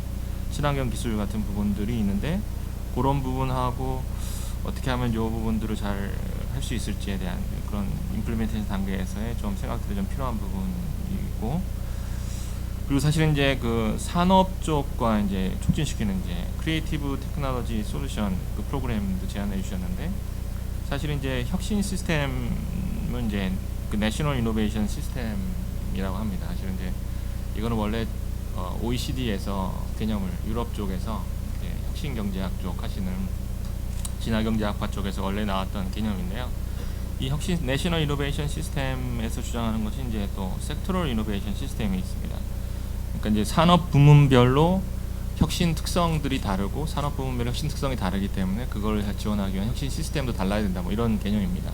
그래서 왜 유럽과 미국의 혁신이 다른지에 대한 이런 건데, 사실 이제 창업이나 이런 크리에이티브 테크놀로지를 촉진하는 이런 부분은 어떻게 보면 사실은 미국적인 그런 사고 방식입니다.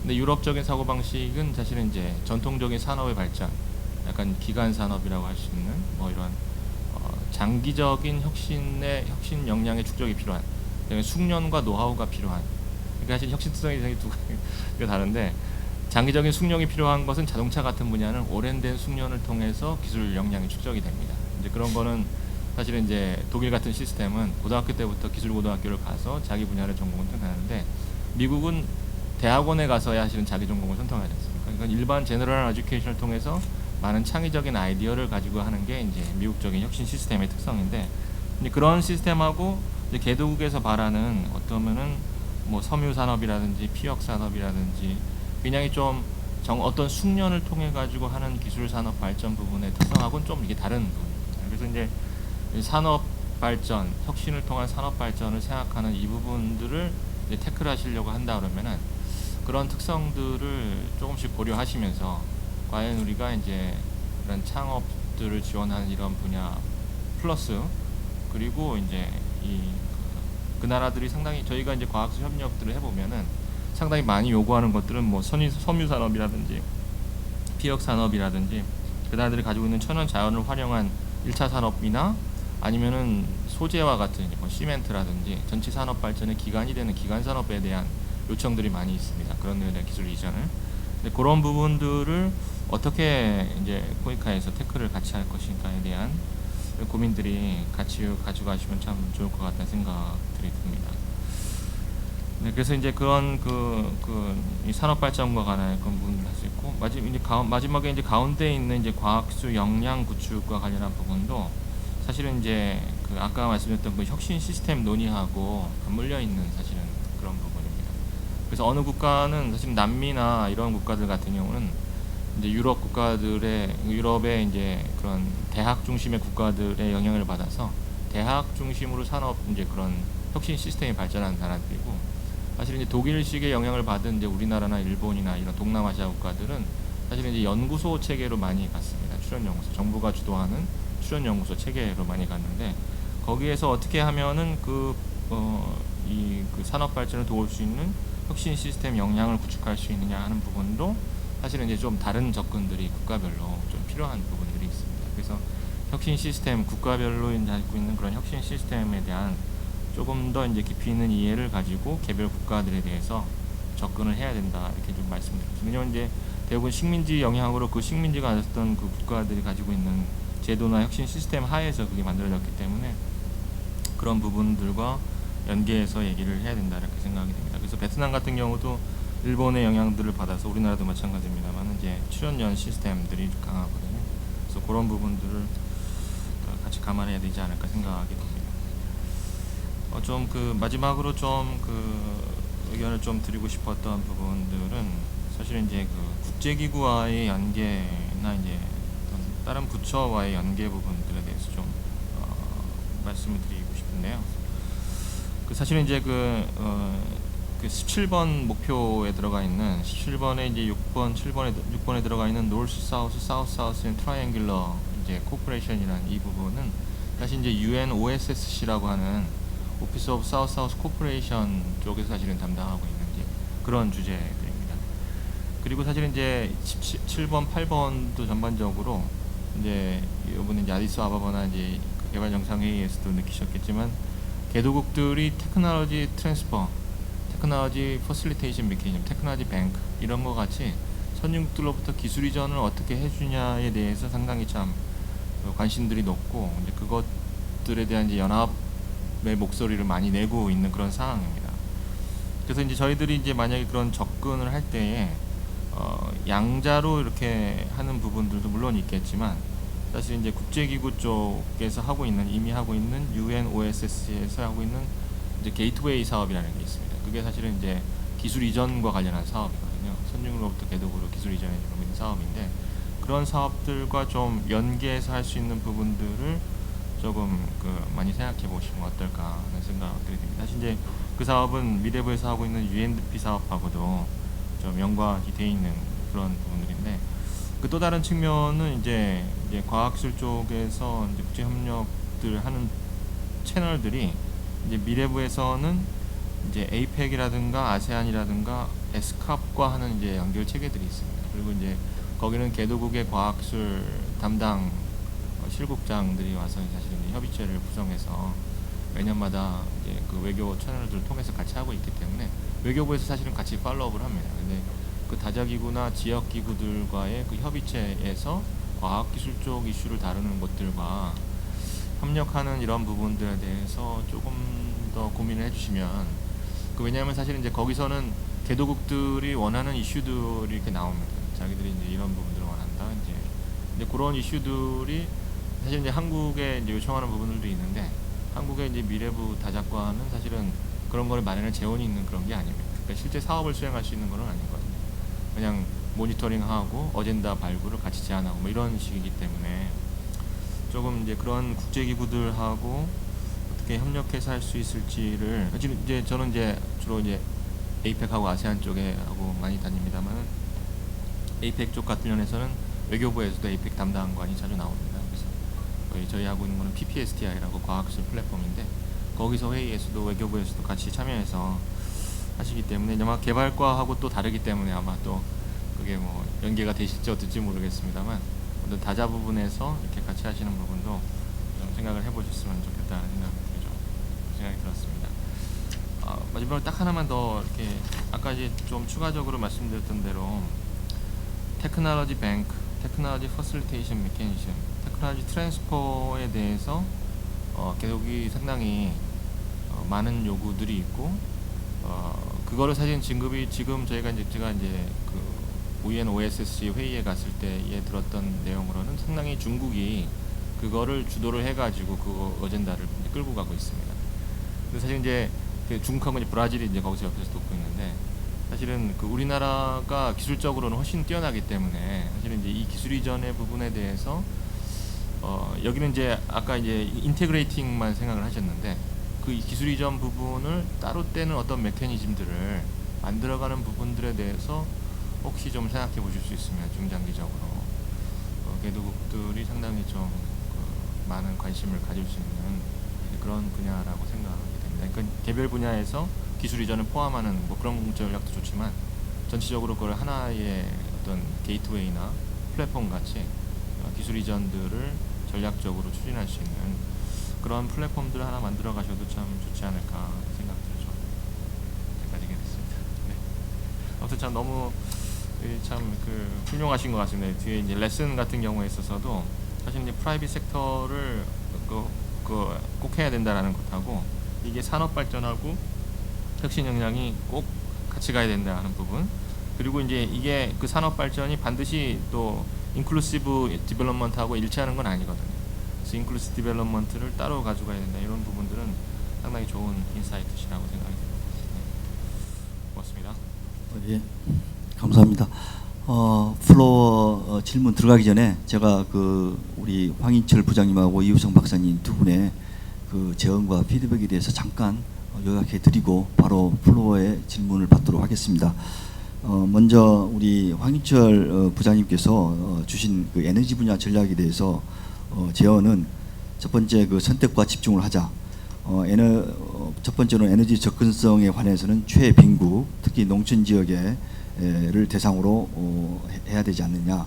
예를 들면 예시적인 사업으로는 클린 국스톱을할지, 그다음에 뭐 저희 코이카가 많이 지금 집중하고 있는데 소수력, 얼마 돈이 들지 않고 바로 에너지 포월, 그래서 벽지 지역이나 농촌 지역의 에너지가 부족한 지역에 독립적인 에너지 시스템을 주는 것이 문제가 있을 것 같습니다.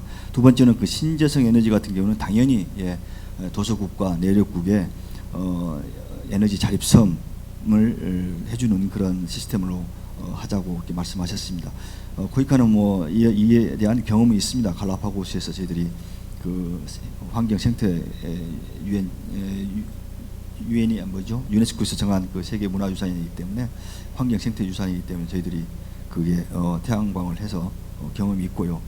특별히 최근에 저희 코이카에서는 뭐 코이카의 영역은 아니지만은 그 GCF의 자금을 활용하기 위해서 지금 기재부하고 협조하고 있습니다. 예를 들면 페루의 아마존 지역의 페루의 이행기구인 프로포남페를 통해서 저희들이 ESS 전력 저장 장치를 저희들이 지금 현재 주는 그런 사업을 지금 시작하고 있습니다. 기재부와 협력해서요.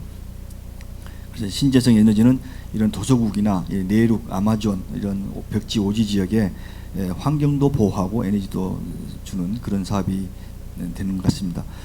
세 번째는 에너지 효율 같은 경우에는 이제 산업화 단계에 있는 중앙화나 이런 제조국의 산업 단지의 그런 에너지 효율을 지원하는 그런 프로그램을 집중적으로 해야 되지 않느냐. 저는 개인적으로 중남미 같은 경우에도 지금 산업단지 건설 붐이 있기 때문에 이 에너지 효율 부분은 중남미 쪽에 많이 집중돼야 되지 않느냐 그런 개인적인 생각을 가져봅니다.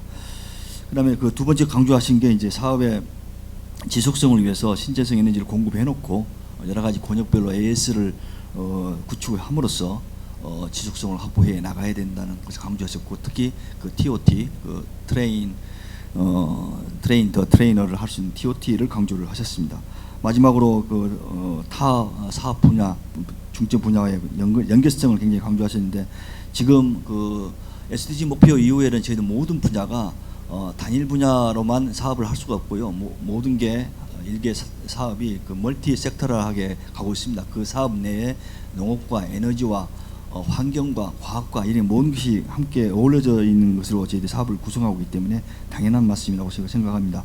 참고로 정부에서 4대 친환경 에너지 중점 분야가 신재생 에너지와 ESS 문제를 강조하고 있고, 친환경 에너지 타운, 전기자동차, 스마트팜을 강조하고 있기 때문에 무엇보다도 주신 재원이 굉장히 저는 굉장히 그 좋으신 혁신적인 재원이라고 하고 사례 분별이 있는 그 제안이라고 생각하게 됩니다. 두 번째로 이우성 박사님께서 과학기술에 대해서 광범위하게 지적을 해주셨습니다. 특별하게 이 과학기술이 SDG 17번 목표에 나와 있지만은 사실은 전 목표에 다 해당되는 그런 그 과학기술이 해당된다고 설명해 주셨고요. 특히 분야별로는 보건 분야는 백신 분야, 교육이나 ICT, 환경에서는 에너지 분야는 청정 에너지, 해양 수자원 같은 이런 그 해양 수산 기술 이전 같은 것을 강조하셨기 때문에 과학기술은 한 과학기술로 끝나는 것이 아니고 다양한 분야에 다 걸쳐 있는 어떻게 보면 크로스 커팅 이슈 비슷한 메인스트림화 해야 되는 그런 분야라는 것을 지적을 해주셨고, 특히 그 BOP 시장을 타겟으로 한 그런 그 우리 적정기술 문제, 엔터프로너십 이런 부분도 터치를 해주셨고, 코이카가 하는 그 CTS 부분이 산업 부분과의 연결을 하기 위해서는 아무래도 그 개도국의 특성을 개도국의 특성에 특히 1차 산업인지 섬유인지 피혁인지 기간 산업인지 이런 부분을 코이카가 잘 살펴서 국가별 혁신 시스템이나 그런 산업 시스템을 연구하여서 사업을 연결해야 되지 않느냐는 것을 말씀해 주셨습니다. 마지막으로 저희 코이카가 지금 도전 과제이기도 하지만은 국제기구와의 연계는 당연한 것입니다. 특히 그 국제기구뿐만 아니라 미래부랄지 우리 미래창조과학부랄지 그다음에 저희 산업통상부랄지 이런 데하고 저희들이 반드시 협업을 통해서 개도국의 그 산업화 발전에 저희들이 좀 기여를 같이 공동으로 노력해야 되지 않을까 생각합니다. 저로서는 좀 참신한 게 그 테크니컬 뱅크, 테크니컬 트랜스퍼를 직접적으로 코이카가 할 수 있는 방안을 한번 한 꼭지로 떼어내서 지금 UNN OSC랄지 이런 데서 하고 있는 게이트웨이 사업을 좀 벤치마킹해서 과연 이거에 실현 가능할지는 잘 모르겠지만 아무래도 그 한국의 핵심 기술이랄지 이런 것은 뭐 수출할 수 없겠지만 트랜스퍼할 수 없겠지만 중간 기술이랄지 적성 기술의 부분에서는 이 부분도 직접 기술 이전이 좋은 방향이라고 저는 생각을 합니다. 이상으로 그 두 분께서 참으로 귀한 의견을 주셨고 지금부터 한 10분 정도 시간이 있는데 우리 플로어에서 질문이 있으시면 질문을 받도록 하겠습니다.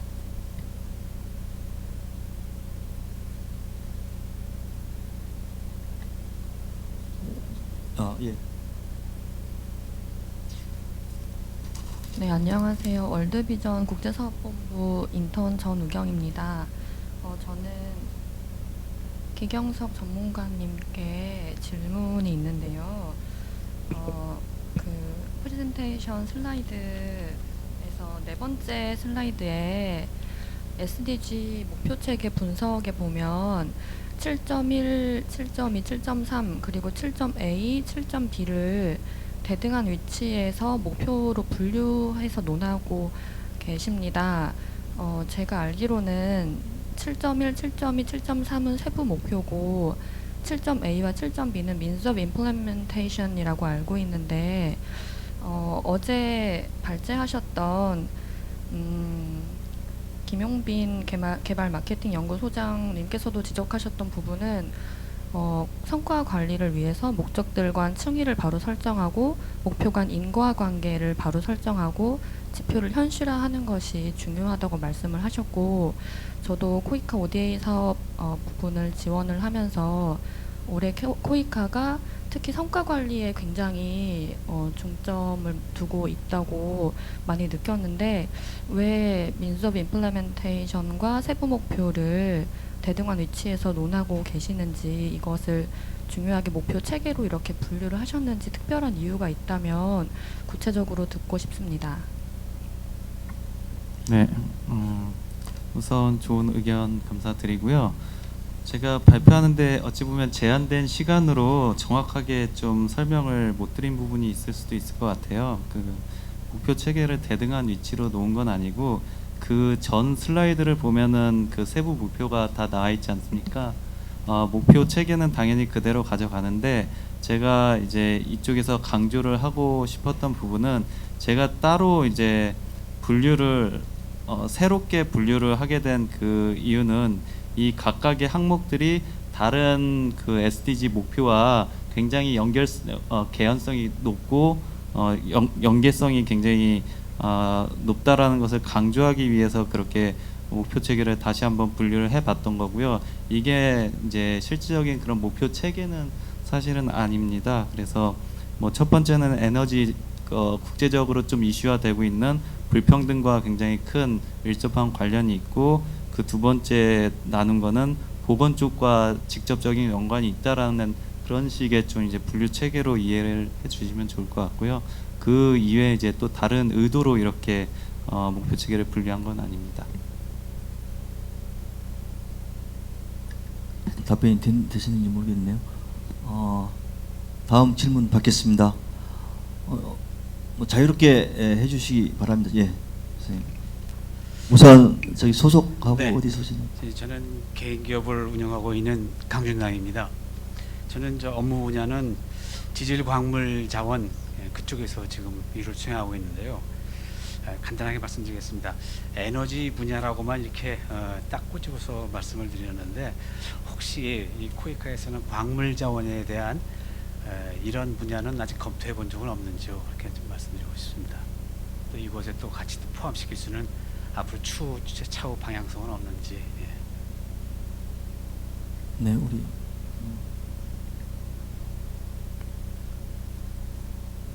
아니 뭐 그냥 뭐 부담 갖지 마시죠. 저희가 같은 팀이고 사실 에너지 이슈도 같이 좀 이렇게 담당하는 분에서 제가 말씀드리겠는데요. 이게 저희도 사실 지금 굉장히 중요한 지적을 하셨는데, 그리고 앞서 저희 황 부장님께서도 아까 의견 주실 때 말씀하셨지만, 그리고 저희 기전문관도 발표할 때 이야기를 했지만, 주로 코이카에서 그리고 또 이외의 분야에서 에너지 하면은 굉장히 전력으로 접근하는 것도 굉장히 강하다는 생각이 듭니다. 그러니까 주로 에너지 하면 떠오르는 게 이제 솔라 패널을 이용해서 이렇게 오지에, 그러니까 오프그리드 지역에 이제 전기를 주고 그렇게 하는 것들이 좀 이미지가 굉장히 강해서 그런지 그렇게 되는데, 사업 포트폴리오 상으로 보면 사실은 저희 광물이나 자원에 대한 사업들도 있고요. 그리고 지금 그러니까 뭐 그게 뭐 이전에도 계속 있었고 앞으로도 이것들을 고려하고 있다라는 것들을 우선 말씀을 드립니다. 그리고 아까 혹시 발표상의 에너지에서 그것들이 좀 디테일하게 드러나지 않아서 좀 더 그 부분이 궁금하신 것이라면, 저희가 좀 그것들을 폭을 더 넓히고 뭐 열에너지라던가 그 조리하는 데 사용되는 에너지부터 시작해서 좀 에너지를 전기를 포함해서 더 넓은 맥락으로 좀 가져가려는 생각을 가지고 있습니다. 그 이유는 다양한 그런 국제적인 이니셔티브들이 많이 있지 않습니까? 뭐 서스테이너블 에너지 포도 있고, 뭐 그냥 SDG에서 이렇게 강조되는 부분들도 있는데, 그런 측면들이 단순히 전기를 공급해서 뭐 이렇게 독서를 많이 할 수 있게 한다, 이런 측면을 넘어서는 부분이 있기 때문에 그 부분은 더 확대가 될 것이라고 좀 이해를 해주시면, 지금 시점에서는 그 정도로 제가 말씀드릴 수 있을 것 같습니다. 감사합니다. 제가 좀 보충 설명해 드리자면, 항상 그 국제적으로 이 원조의 방향성이랄지 트렌드가 있거든요. 사실 뭐 죄송한 말씀입니다만은 기후 변화가 가장 핫 이슈이고, 그 다음에 에너지 분야 중에서도 청정 에너지. 왜냐하면 지구 온도에 올라가는 것이 너무나 심각하기 때문에 전 세계가 지금 그 이제 곧 파리에서 기후 변화 하겠지만은, 그래서 프라이어리티는 사실 이쪽에 있고요. 자원이나 광물 분야 같은 경우에는 좀 한계점이 있는 게 저도 뭐 중남미 쪽에 볼리비아, 페루 이런 데 근무를 많이 해봤지만 그 자원 유출이라는 것으로 사람들이 이미 그 수원국에서 인지를 하고 있기 때문에 굉장히 좀 조심스럽죠. 지금까지 코이카가 그 광물의 어떤 매장 지도라고 하나요? 이런 사업들을 많이 했는데 결국은 그런 사업을 이제 FS를 하고 끝낼 것이 아니고 앞으로는 그 이제 자원 개발까지 돼야 되는데 거기에 대해서 수원군 굉장히 센서티브하게 받아들이고 있는 것 같습니다. 예.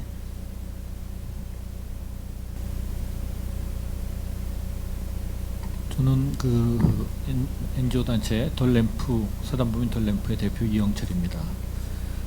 오늘 그 큰 그림에서 정책과 방향과 어떻게 이 부분들을 갖다 이렇게 발전시켜 나갈 것인지에 대한 큰 그림들을 갖다 이렇게 말씀해 주셨는데 민관 단체 입장에서는 사실은 좀 접근이 좀 단순하거든요. 사실은 이런 그 STI라고 하는 어떤 이런 영역들이 우리가 지금 하려고 하는 사업에 어떻게 적용을 해갖고 그 사업에 적용을 해갖고 이걸 갖다가 사업으로 이렇게 아웃풋으로 만들어내느냐라고 하는 겁니다. 그래서 예를 들어서 지금 저희가 지금 현재 하고 있는 것 중에 하나가 전기 없는 오지 마을에 그 솔라 패널에다가 그 ESS를 갖다 이렇게 붙여갖고 1kW짜리를 갖다 이렇게 만들어서 거기는 전기를 갖다 집집마다 쓸 이유가 별로 없어요. 그러니까 4V짜리, 8V짜리, 12V짜리, 24V짜리 충전 그 단자를 갖다 거미줄처럼 쫙 해갖고 라디오 충전하고 싶은 사람 와서 라디오 충전하고 LED 랜턴 충전하고 싶은 사람 충전하고 또 뭐 자기 그 태블릿 PC 뭐 충전할 사람 충전하고 해서 무료로 충전해 갈 수 있는 어떤 그 스테이션을 만들어주고 그 다음에 거기에 그 가구 중에 초중고등학생들 있는 집마다 LED 랜턴을 갖다 이렇게 보급해 갖고 해주는 거예요. 근데 그걸 갖다 해주는 이유는 걔네들을 갖다 교육시키려니까 그 방과 후 교실 같은 것을 갖다 하고 컴퓨터 교실 같은 걸 하려니까 이제 그런 인프라가 필요한 거거든요. 그럼 그런 프로포즈를 썼어요. 어떤 주 사업을 갖다 뭘로 쓸까요?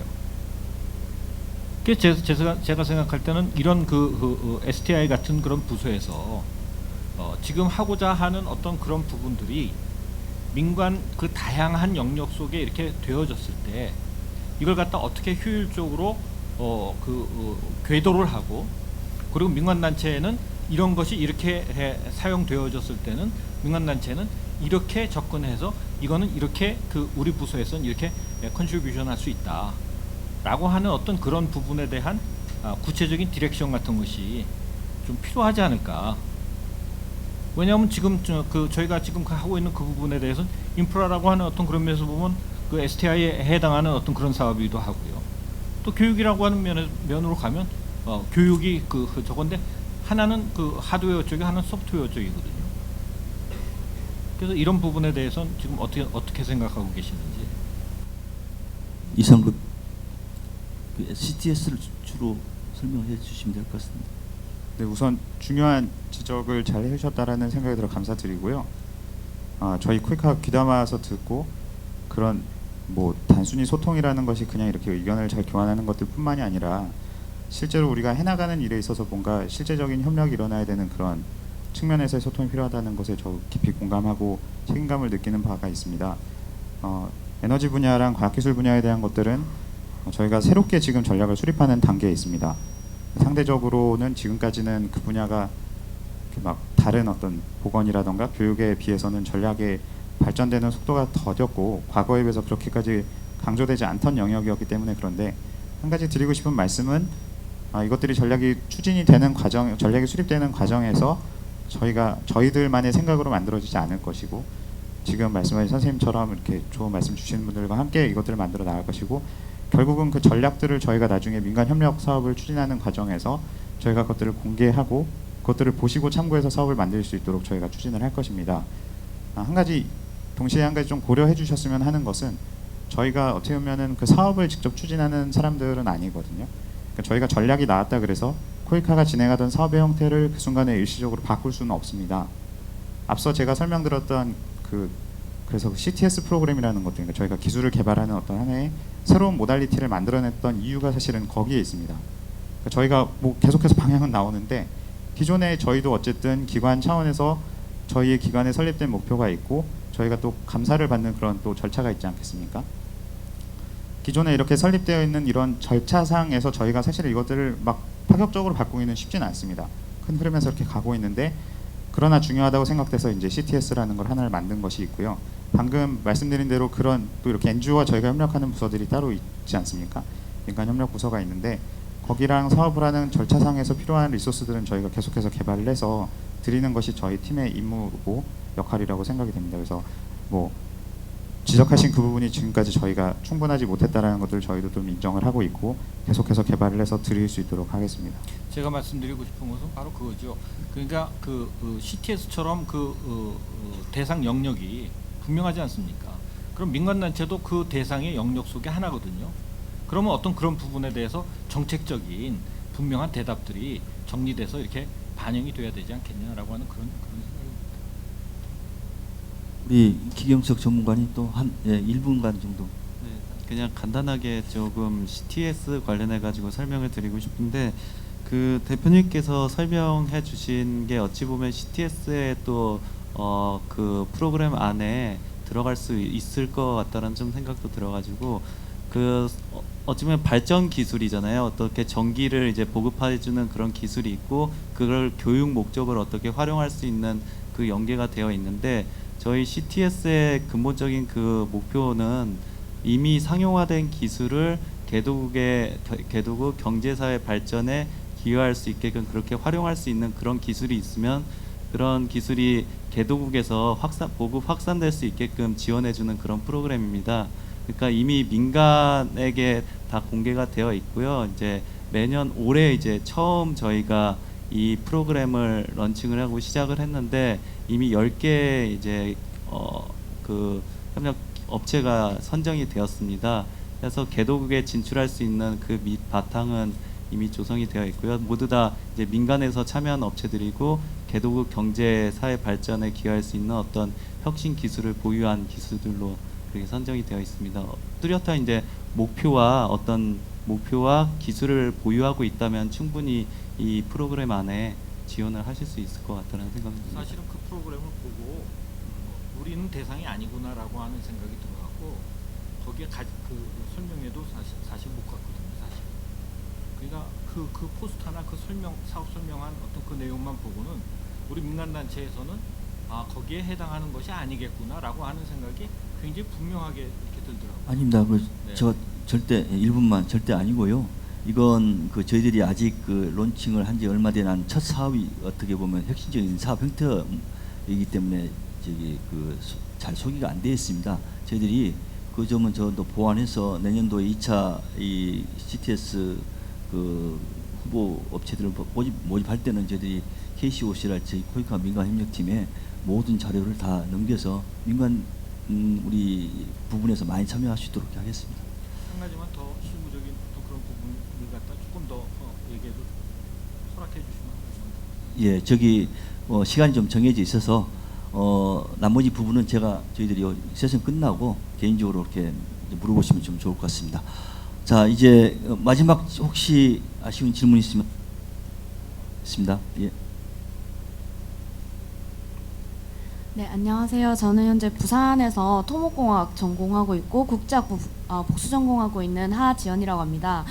제가 질문드리고 싶은 부분은 코이카에서 사업 분야를 구분을 하실 때 산업에너지에서 기술환경에너지로 새롭게 재정비 또는 뭐 재분류 하셨다고 말씀을 하셨는데 이렇게 재정비 하시면서 사업의 방향성이나 또는 사업에 대한 접근 관점에서 가장 크게 달라진 점은 무엇입니까? 감사합니다. 네, 좋은 질문 해주신 것 같고요. 이게 어떤 특별히 굉장히 상위의 개념들을 저희가 좀 바꿨다고 좀 보실 수가 있을 것 같습니다. 그래서 그게 구체적으로 어떻게 바뀌는지는 좀 지켜보셔야 되는데 그럼에도 불구하고 저희가 이런 키워드로 바꾼 것은 어떤 국제 개발 협력 사업의 전체적인 트렌드가 이쪽으로 가고 있다는 그런 생각들이 좀 들었습니다. 그러니까 그 계속해서 기후 변화에 대한 이슈들이 계속해서 주목되고 있는 점들, 그리고 어떤 기술에 대한 것들이 주목되는 이런 추세를 고려해서 이것들이 반영이 됐다라고 보실 수가 있을 것 같고요. 그리고 사실은 그러니까 기존의 산업 에너지라는 것을 했을 때 사실은 저희가 굉장히 좀 모호했던 측면은 있습니다. 물론 그러면 또 이제 기술은 또 그거에 뭐 만만치 않게 또 모호한 측면이 있긴 한데, 그 부분을 우리가 좀 더 우리가 접근하는 포인트가 어떤 산업을 발전시키는 이런 포인트로 이걸 접근을 하겠다라는 것보다는 뭐 기후 변화에 대한 그런 이슈들을 중심으로 해서 우리가 기관들과 협력도 하고 있고 이것들을 추진을 하고 있고, 그 이외에는 기술을 개발하거나 기술을 또 과학기술을 적용하는 분야에 있어서 우리가 계속해서 이슈들이 있고 국내 기관들과도 이렇게 계속해서 토론들이 일어나는데, 그러면 이쪽의 관점에서 이것들을 접근을 한다라는 그런 취지에서 변화가 일어났다고 보시면 될 것 같거든요. 그리고 요약하자면 그러니까 어떤 산업과 에너지의 관점에서 이렇게 접근을 하고, 그렇다고 보기에는 사실은 코이카가 그런 뭐 산업이라고 하는 스케일만큼의 그런 크게 어떤 사업들을 추진하고 이런 것들은 사실은 부족합니다. 그것을 오히려 저희가 바라보는 접근, 그러니까 저희가 바라보는 어떤 관점의 측면에서 하나 했다는 것들, 그리고 저희가 주로 하고 있는 것들이 무엇이냐를 바라보았을 때 이렇게 어떻게 보면 묘사를 하는 것이 더 적절하겠다라고 생각돼서 바꿨다라고 볼 수가 있을 것 같고요. 이것을 했기 때문에 어떤 사업들을 우리는 더 이상 하지 않겠다, 그리고 우리는 뭐 이렇게 바꿨기 때문에 뭐 어떤 것들만을 하겠다라고 이렇게 섣불리 단정 지을 수는 없을 것 같습니다. 이상입니다. 정말로 마지막으로 꼭 하고 싶은 질문이 있으신 분들은 한 분만 없으시면 아쉽지만 시간 관계상 이번 세션은 이것으로 마쳐야 될 것 같습니다. 오늘 미처 다루지 못한 질문 사항은 26일 총평하고 종합 토론 세션에서 다시 다뤄질 수 있습니다. 정말 우리 발표해 주신 이우성 박사님, 우리 황희철 박사님, 그리고 질문해 주신 우리 내외 기분 여러분께 감사드리며 이번 세션을 마치도록 하겠습니다. 고맙습니다.